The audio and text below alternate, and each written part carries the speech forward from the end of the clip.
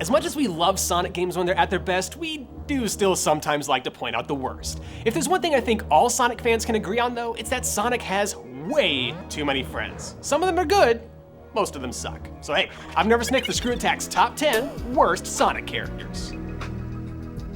Number 10. A forewarning here, you're about to see more than a couple of characters with annoying voices. That's the main reason we're starting off with Charmy B.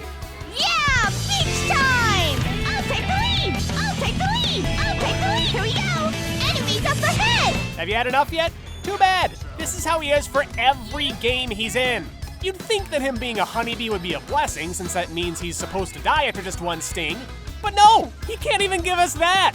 And I know he looks adorable and all, but at the end of the day, he's a 2'3", 22-pound bee.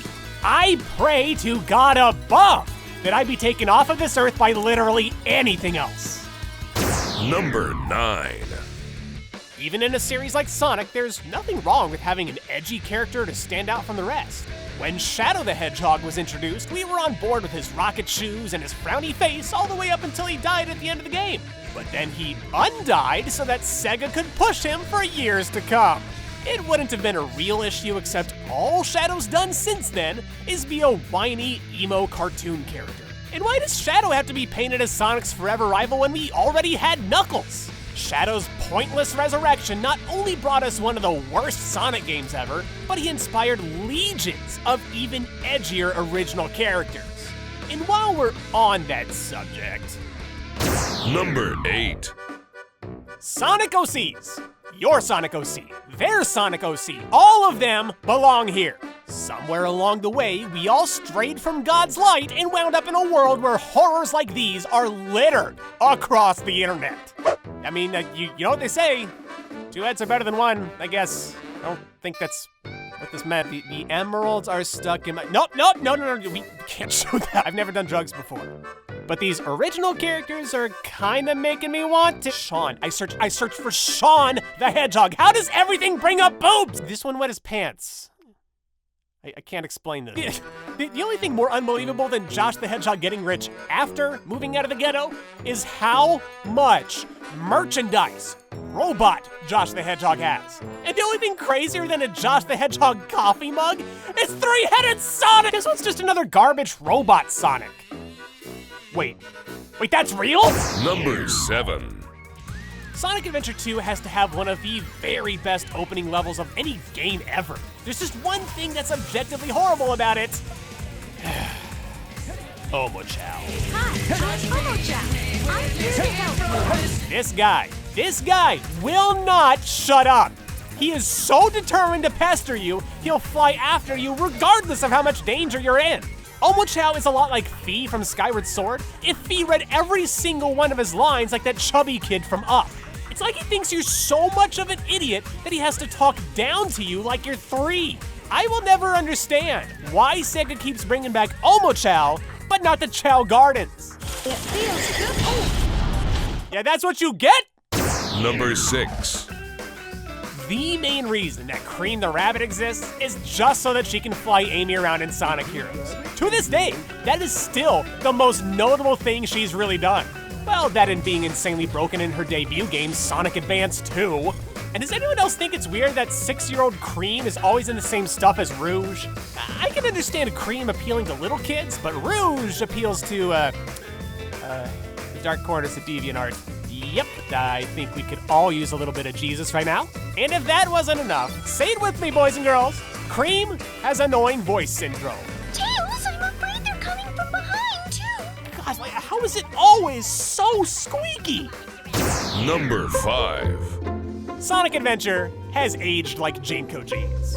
It was cool at the time, but looking back on it now shows us just how dumb we really were. But even in 1999, nobody was gonna stick their neck out for Big the Cat. If you wanted to see the epic finale to the Sonic Adventure story, you had no choice but to play through Big's missions, and we all know how those go. Just fishing for a stupid frog forever.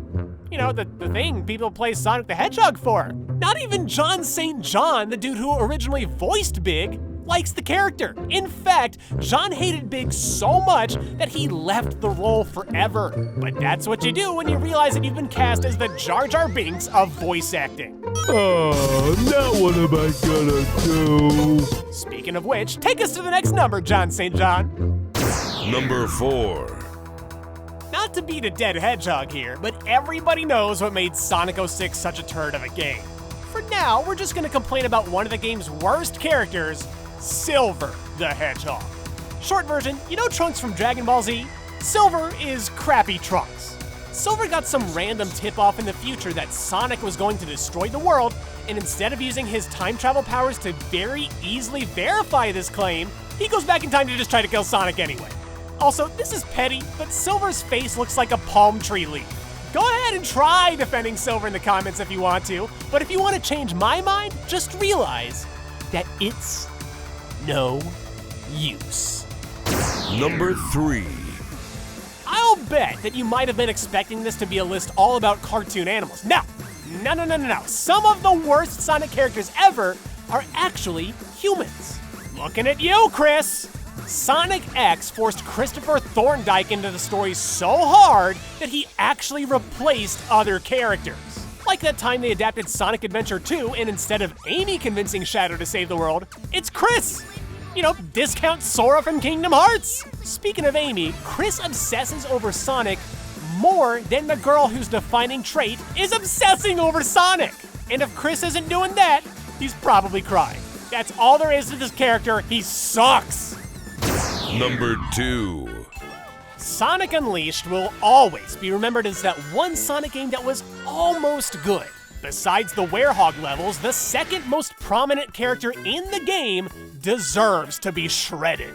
Chip is a flying gerbil with amnesia, which means you basically babysit him the entire game. That would have been bad enough without his annoying voice chiming in all the time, but what's even more annoying is that despite all of that, this thing is one of the most powerful characters in the entire universe. No, I'm not kidding. Chip is an immortal god of the planet whose twin brother wants to destroy the world. Yes, Chip. Freaking Chip is just as powerful as this snake thing that looks like the king of all cosmos from Katamari Damacy. But you know what, I can see the resemblance a little. They've got the same,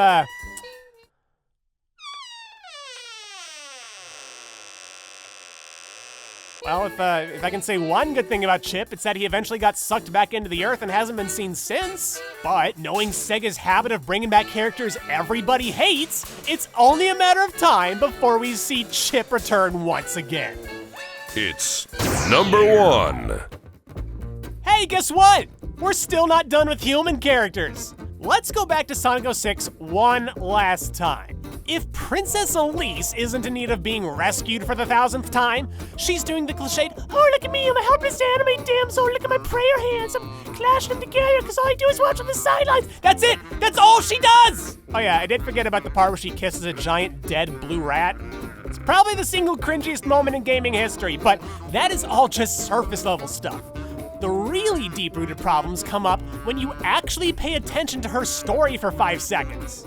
Years ago, Elise's dad sealed an evil sun god inside of her so that if she cries at any point, even once, her tears will unleash Armageddon. If that sounds like something that belongs in a Final Fantasy game to you, you're right. Which is all the more reason to put her at number 1. Elise has no place in a world about cartoon animals fighting a crazed man and his robot army.